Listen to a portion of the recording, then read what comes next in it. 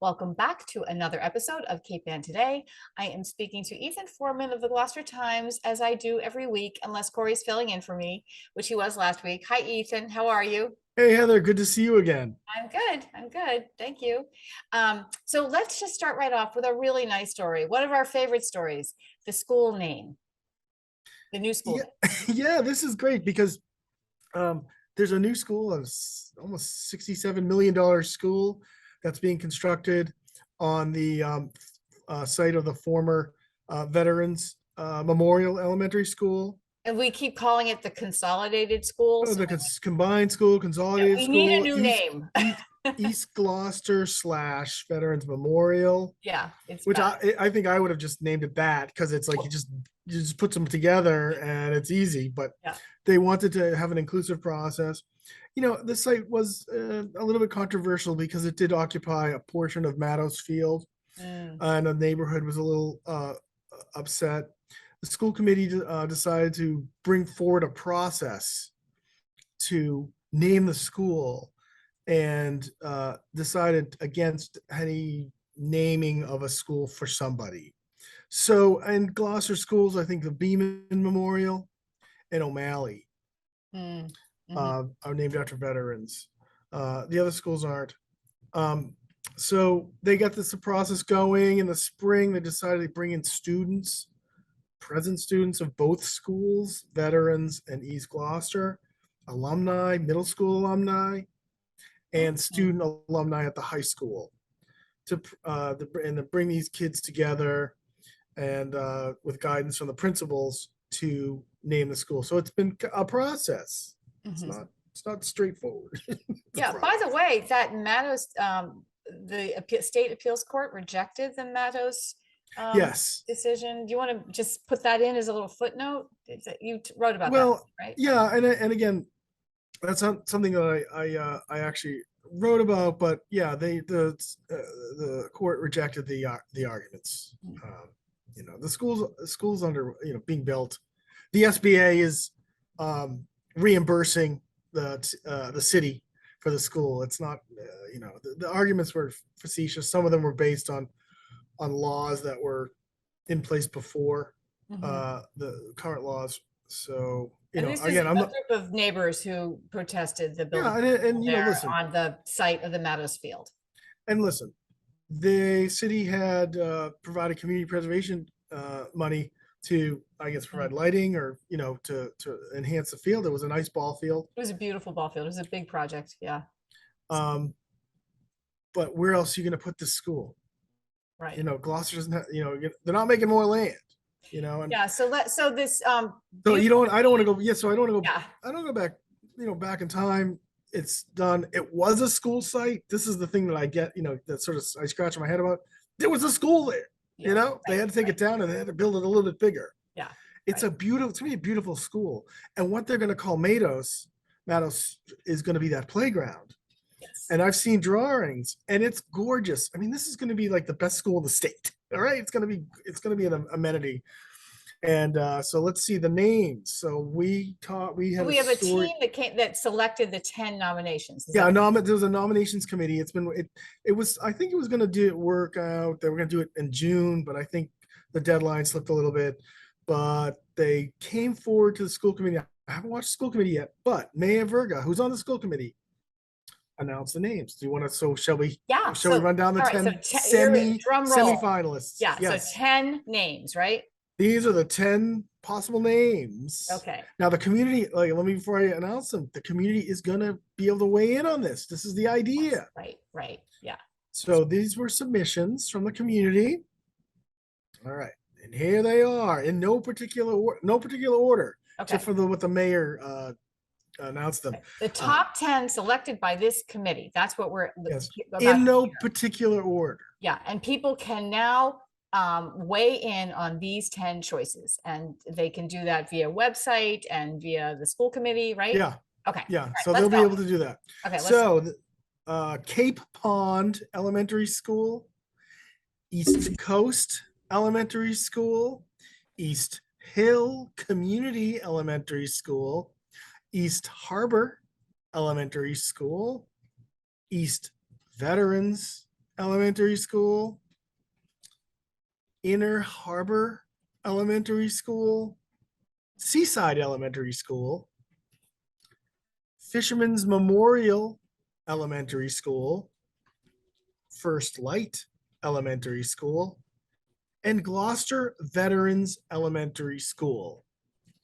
So elements, some of them have elements The of very the old first one names. again, what was the very first one? I like that one. Cape Pond Oh, Elementary School. Though I wonder if you name anything Cape, they're gonna think this school was built in Brewster. You oh, know, those are just the Cape Cod people think that kind of stuff. well, you hear Cape, and the thing No, people are I like, where's hear that? Cape Pond ice, the perfect storm. I mean, Oh, that's Cape Ann. yeah, yeah. So and that's just such an iconic emblem on Cape Ann, Cape Pond ice, and uh, their T-shirts go all around the world. So Yeah, no, it's a great idea. Like love them all. Okay, yeah, I'm not gonna sit here and put my finger on the scale. So yeah. they're gonna continue their work. This committee's gonna continue their work, and I guess in September they'll there'll be another, I think, public, hearing or meeting, and eventually at the end of October, the school committee gets the final say. They'll whittle the names down to 4. School committee will decide. Okay, okay, great. So we will try to publish these names. You'll send them to me and we'll try to put them in the notes that go with this interview, okay? Because it's going to be important for people to see these. Yeah, that's Yeah. great. Yeah. All right. So you also had a really, well, no, you had an update on Poles Hill, on the fires on Poles Hill. It's not a really nice story, but I don't know. It's not, there's no tragedy, which is good so far. Yeah, I think the neighbors have probably been dealing with the smoke. Mm. We got a taste of it in Swampscott, where I live, when a fire from the Saugus fire and the Linwoods fires, really strong in our neighborhood and all Wow. over. I mean, I think a lot of people have been smelling it. It was extremely strong. Wow. Air quality got really poor. So the neighborhood's been dealing with that. But Chief Eric Smith and Assistant Chief Bob Rivas came before the city council um, earlier this week and talked about, trying to quantify the impact. And the chief did a really good job of trying to quantify the impact. How much water was dropped on the hill? 48,000 gallons by the helicopter, about 50,000 gallons, from their hose lines, though there's no water meters on these hydrants, so Yeah. $40,000 in overtime, they calculated, and about $13,000 to $14,000 for equipment, food, water, hoses. Hoses get burnt. You lay a hose out in the woods and there's a forest fire, they get burned up. Mm, mm. So, I don't know whether you say it's out or not out, but they go up and they check for hot spots. The, the way that these fires are, they burn deep underground. You can't see them with thermal imaging cameras. The ground acts as an insulator, and then they find a fuel source and they pop up. So Mm. we've had some rain, but today's I think it's a dry day. So, we may still see some of this coming up. And also the Woodland Acres fire. I think you're very familiar with that. I am. Yeah, that's my neighborhood fire. Yeah. And we had an update on that by Mike Cronin today. And where they're saying it's still going, that they did have the National Guard troops come in and sort of cut a line to sort of, keep it from advancing. So, Mhm. it's been a particularly bad fire season, not just on Gloucester, not just on Cape Ann, but in other parts of the state as well, and on the North Shore, sort of Lynn Woods and Saugus, Yeah, Breakheart well, Reservation. I never would have guessed that we on Cape Ann would have a fire season, but we sure do this year. Yeah, and one of the things that the Chief Smith had brought up um, is that this was probably happened by a person. Now there was a fire on the hill on the 31st, about 200 square feet of brush burn from a campfire fire pit, and there was a gentleman that was I guess living, homeless in the area, a couple that was living homeless in the area, and the fire happened. The fire department came and extinguished it, Mhm. but the next day either it ignited. There was no lightning in the air. There was no other Yeah, fire this sources. major Poles Hill fire started the very next day, right? Right. So I'm gonna be a little bit careful. There was a man that was charged with fire negligence. And the chief's point was in all of this, these fires start through people a lot of times, in our activities. So be careful. Don't park your car over dry grass, or Or don't throw your cigarettes, cigarettes. or Don't yeah. throw your cigarette out the window. Mhm. They go to so many mulch fires in the city, people smoke and they throw their butts down. Mhm. That ties them up. Mm. So just be very careful. No open burning ever in the forest. Ever. It's not allowed. But let's just be clear, that gentleman who was arrested they did not connect the larger Poles Hill fire to him. But there is a suspicion that it was probably man created by someone someplace, right? Well, I think what they're sort of reading between the lines is there was a fire, it was extinguished, Mm-hmm. and somehow it reignited. Okay, all right. So I think they're not the charge that he was charged with was that particular fire that they extinguished. Right. And so the charge legally is setting fire on someone else's land. Mm. I think the point of them bringing this forward is the chief bringing it forward to the council is we have to be watchful. And one of the things that they don't want to do is they don't want to close the woods because there's a crime on people. Let's keep the people out. Let's close the woods. Now, if you want to camp on Poles Hill and you see a sign, no camping on Poles Hill, is that going to prevent you, if you're homeless, from doing it? So by having people sort of cycle through and hike the trails, that gives them eyes on activity up there. And it also gives them, if they now with an active brush fire underground, it allows people to spot the hot spots. So Right. in the Breakheart Reservation fire, which is a popular hiking woods, that fire is a little more intense. They closed the woods, but now with everything Wait, sort of that's the dying fire down, in your neighborhood? yeah, Okay. in Lynn and Saugus, Okay. they had to close that reservation down. That was a much more intense fire, but again, they are not closing the woods. They just say, you can walk up there and be the eyes and ears of the fire department. Yeah, That would no, help. right. It's a healthy thing to have people up there Yeah, watching. sort of counterintuitive because you'd say, oh, let's keep everybody out if we're the cause, but don't smoke while you're hiking through the woods. Yeah, that's You want to get healthy activity. Don't, yeah. I was up at Woodland Acres and there's some machinery still up there and it still has that Smokey the Bear bumper sticker on it. So the Yeah. message, is still rings true after all these years. Only you. There you go. You look like Smokey the Bear. I feel like smoking. I didn't shave today. I'm sorry.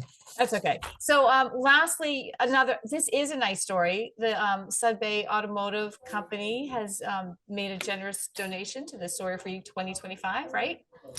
Yeah, I'm rooting for the Sawyer Free 2025. We need that library. It's going to be done. It's going to be done hopefully in 2025. I guess that's why they call it 2025. But library is going to be moving out of its space in this fall into a temporary space on Main Street. And Sudbury is just among the number of people who have donated to their capital campaign. Right. I'm going to miss some people who've given. I mean, there was a mass library grant, about $9 to $9.3 million from the state, from the library and library commission. And then we've had, I think, Cape Ann Savings, Bank Gloucester, Sudbury stepped up, Institution for Savings, $1 million. That's pretty good. That's really good. And Yeah. this, I mean, they've been talking about what they want to do with this 15,000 square foot addition. It's going to be well lit. It's going to be great. It's going to be safer. The kids' rooms are going upstairs. And what Sudbury's done is they've decided to fund a teen creation space. So according to the Great. to the press release that we got, there's no dedicated public teen space I thought space there on was. Cape Ann. Yeah. Oh, Public.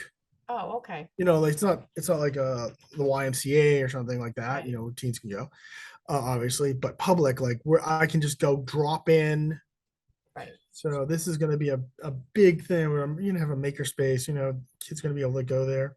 That's Um, great. And how this much live money is Sudbay donating to the teen space? $1,000. $100,000? Yes. Yeah. And that's the latest, the latest announcement we've got. And then they had some private donations as well. Hmm. But they've raised about $14.5 million toward this $28 million project. They're halfway there. What's that halfway Great. there? Yeah. Well, So that's wonderful. Good for Sawyer Free 2025. And thank you, Sudbay. Another great company on Cape Ann. They're always generous, I think. I was joking that they should have given them a car because Wow. when you go on a game show, you win a car. It's a big deal. But Yeah. maybe a bookmobile, like the Sudbury bookmobile. Oh, But, no, that's not a bad idea. That's but interesting. it's great. It's good. It's wonderful. And Sawyer Free, SawyerFree2025.org. If you want to Yes. give, we all got to everyone's got to step up, because it's Cape Ann's oldest library. It's a treasure. It's not just for Gloucester. Mm, And the library that's there is tired, mm, and they're doing all, and there's also renovations. They're also planning to the Saunders House, which was the original library next door. That's mhm, a separate project. So mhm. any help you can provide to that project, it's great. One of the I just want to make this point. Most cities and towns have libraries that are public libraries, and they take care of the building. The city or town takes care of the building. This is private library. The city pays for the staff the library, but this is this Gloucester's got a bargain for all these years, decades and decades. Yeah. So it's residents got to step up. So I'm just making that plug. Yeah. Well, thanks for that. So what are you working on next, Ethan? Back to school next week. Oh, yeah. Oh my gosh. Really? Yeah, That was too short a summer. So it's gone. yeah. It just burned away. Right. Well, Kids go back district wide and in Gloucester anyway on the 30th. mm-hmm. Kindergartens go back a little bit later. Teachers go back on Monday, I think Monday, for me, to meet and get together. You'll Mm-hmm. notice some new modular classroom, new exterior modular work done at the Beeman and Plum Cove. So those got exterior renovations. Mm-hmm.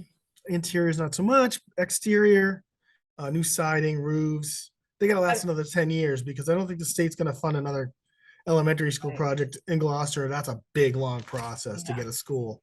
Right. But so that's great. Gives them gives those modulars another 10 years of life. Yeah. So you'll be talking to some teachers and some kids next week? I did. I actually know I talked to them already. Oh, good. I went into the Beeman and talked to some new teacher, a kindergarten teacher that was retiring.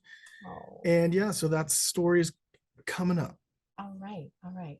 Well, I will look for you next week and stay away from that forest fire I until want to go. I'm really interested. I want to go hiking up there. We had Paul, the photographer, go up there, so he's pretty brave and got some good shots. oh, he's a great guy. All right. Well, thank you so much, and we'll see you next week. All right, thanks. Interested in a sponsorship? Email sponsor@1623studios.org to learn more.